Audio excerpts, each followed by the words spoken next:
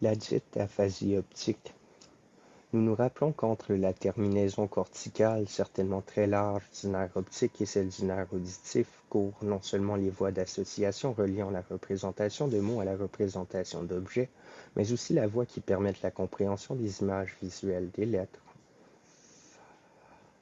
Sur la base d'une contiguïté anatomique, il est donc possible de trouver dans le cas de certaines localisations un trouble de la lecture à côté d'un trouble asymbolique du langage, et la clinique nous montre qu'une telle combinaison d'alexie et d'asymbolie, à un degré plus ou moins tard, peut être réellement observée quand atteint le bord pariétal de la première circonvolution.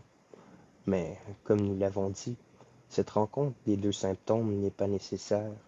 Des lésions en cet endroit ne provoquent généralement que de l'alexie par trouble verbal.